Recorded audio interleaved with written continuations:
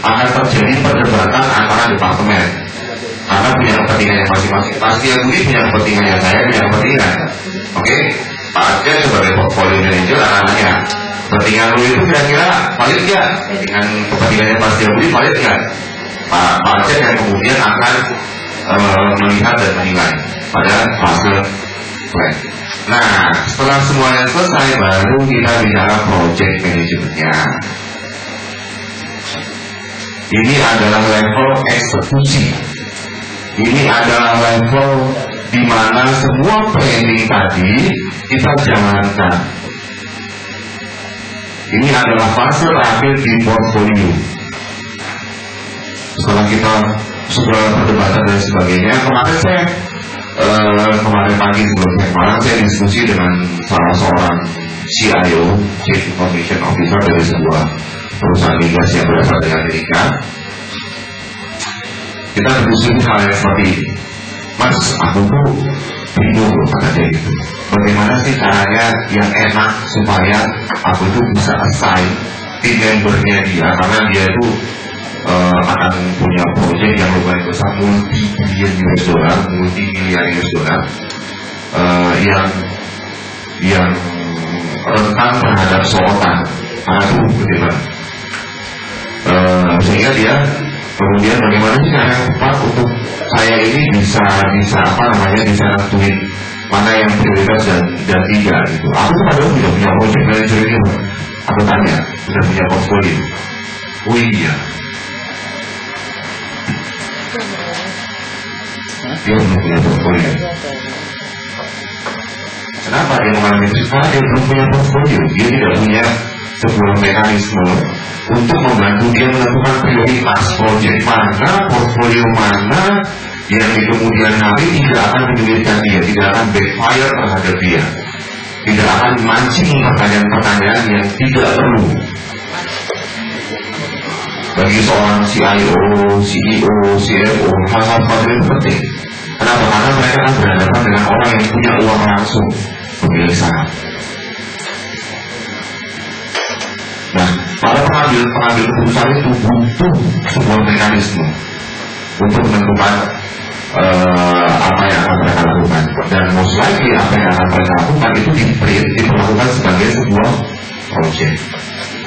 Jadi pemahaman project itu kalau ada project gini-gini, yang banyak pemahaman orang awam adalah bikin jalan tol, bikin bangunan dan sebagainya. Padahal project itu bisa saja bikin nasi goreng.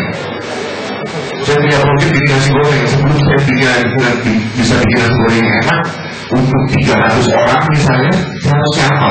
Itu project. Ya kalau saya misalkan bikin nasi goreng buat dibikin orang, ternyata di Indonesia itu juga harus bikin nasi goreng pada hari yang sama. Project. Bagaimana saya bisa menentukan bukan masak yang ini masuk di sini aja? Nah, hal-hal sederhana seperti ini juga project. Jadi jangan kemudian kita berdiri pada sebuah pemahaman bahwa project itu mesti gede, project itu mesti fantastis. Tidak seperti itu. Banyak yang ini di project kalau misalnya 10 juta tidak. Dari hal kecil itu project. Seperti itu. Atau misalnya ada teman-teman mahasiswa yang kemungkinan punya waktu luang banyak, misalnya kalau dulu kerjaan saya adalah teman-teman dari ITN gitu, boleh kerjaan pascal nih, ada tugas untuk punya waktu, saya nggak bisa. Sini. Kemudian di pasar, waktu di mimpi, udah ada yang kerjain gitu, sambilan, itu project. Lalu sih gede kan, 50.000, 60.000, itu belum dapat uang kiriman dari bapak dan ibu kan, nggak bisa rokok kan. itu hal-hal nyata. Maksudnya itu project gitu kan. Jadi jangan terjebak pada sebuah pemahaman project besar. Oke. Nah mungkin kalau kita ngomongin portfolio manajemen, itu memang idealnya adalah perusahaan-perusahaan atau organisasi-organisasi yang memang punya project. Oke, ada pertanyaan dari sisi lansiator dan proses. Kita masuk ke arsitekturnya.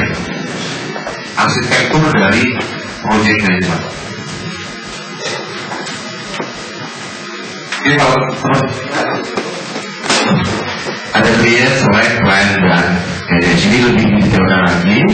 Kalau di create kita bicara protect dan complete project request form, first review, second review, ini flowchartnya, flownya, yang mungkin teman-teman nanti bisa pakai untuk menjadi reference kalau misalnya ada project. Nah, ke bawah itu adalah technical adoption toolsnya. Kita bicara portfolio builder, portfolio optimizer, dan yang terakhir adalah portfolio dashboard. Intinya adalah organisasi yang ideal itu harus punya dashboard supaya sang project manager itu nggak susah-susah jelaskan ke portfolio manager atau ke yang lebih tinggi lagi. Tinggal lihat dashboardnya aja. Misalnya satu project itu meetingnya banyak, duit, orang, waktu dan sebagainya. Nah, saya sebagai bos, saya nggak peduli sama hal kecil itu. Saya cuma mau tahu, oke nggak projectnya, oke nggak portfolionya. Nah, itu diwakili di portfolio. Mungkin kalau misalnya nggak terlalu oke, kuning. Kalau oke hijau, kalau parah banget merah. Nah, dashboard itu penting. Itu yang paling belakang itu. Oke, ada pertanyaan di sini?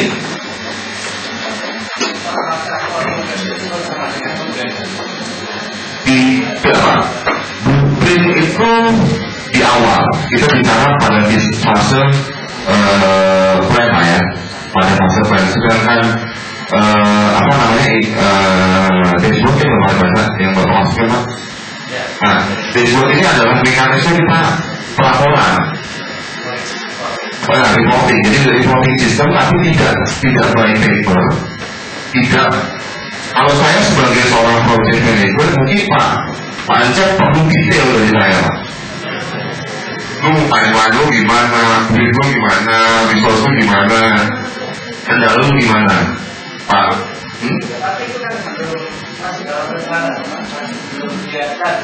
Sudah eksekusi Pak.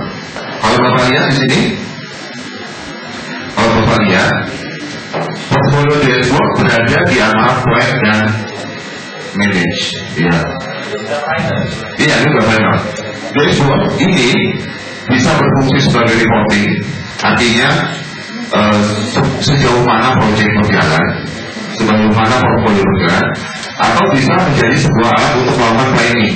Makanya dia berada di antara plan dan manage, gitu. Jadi dia bukan blueprint, dia reporting. Nah, seperti yang sudah saya sampaikan tadi, Pak Cek mungkin perlu detail dari saya Pak, tapi bosnya Pak Cek nggak perlu detail dari saya. Dia cuma perlu tahu, Pak Cek proyeknya sudah itu gimana, oke nggak? Cukup dulu, oke atau tidak? Urusan detail itu urusan Pak Cek. Ya, nah, seperti saya bilang dari awal, portfolio itu adalah ROI, Return of Investment. Yang mengkonsumsi laporan ROI siapa biasanya? Kalau kita bicara perusahaan, direktur keuangan, direktur operations, kalau kita ngomong IT, direktur IT dan lain sebagainya. Mereka yang mengkonsumsi laporan mengenai ROI. Saya sebagai project manager hanya membantu untuk membuat ROI report, tapi yang betul-betul penting itu yang bagus seperti itu. Nah, dashboard itu adalah salah satu mekanisme di mana mereka bisa melihat, oh ROI nya kita terparu, berarti selamat nih gue nih, bulan depan ada rapat umum bulan saham. Nah, seperti itu Pak. Adalah salah satu tool dari mekanisme pelaporan. Ada pertanyaan di sini di arsitekturnya? Cukup sampai dengan ini kira-kira cukup menjelaskan? Cukup nangkep ya? Ada pertanyaan silakan? Ada, kita langsung. Ini example dan modelingnya. Portfolio itu digunakan untuk melakukan pengukuran terhadap misalnya portfolio versus cost. Bisa saja Pak Cek itu pegang 6 portfolio, Bu Eva pegang 8 portfolio. Satu portfolio isinya 4 project. Bayangin berapa duit di tempatnya Pak Cek, berapa duit di tempatnya Bu Eva. Oke. Nah saya sebagai seorang bos itu bisa ke Pak Cek dan Bu Eva. Pak Cek, Bu Eva, saya minta ROI report tuh. Dari dari proyek-proyek ada berdua. Kalau nggak punya itu nggak akan bisa di-report. Apalagi kalau saya tanya portfolio versus cost. Portfolionya Bu Eva oke, portfolionya Pak Cep oke, tapi kok tidak terlampau sesuai dengan rencana awal, misalnya gitu. Biasanya sih saya di organisasi ada KPI, Key Performance Index, gitu. Saya tahu setelah 12 bulan ini saya mau ngapain aja. Dan dia KPI di organisasi yang sudah lumayan matang itu ditentukan bukan oleh organisasi, melainkan oleh diskus antara si pemilik KPI dengan bosnya dia. Kalau saya punya KPI dengan manajer saya. Manajer saya tidak bisa ngasih itu. Lo dalam 12 bulan ini di tahun 2011 harus melakukan 10 hal misalnya. Terus saya bilang, bos nggak bisa bos, bandwidth lo nggak cukup, gue cuma bisa 7. Jadi diskusi. Nah ketika diskusi itu sudah selesai dan final, maka akan menjadi KPI saya. Oke, nah demikian juga dengan para pemilik, kalau kita bicara perusahaan pemilik modal atau para pengurusi di organisasi. Oke, berikut selanjutnya kita bicara strategic impact.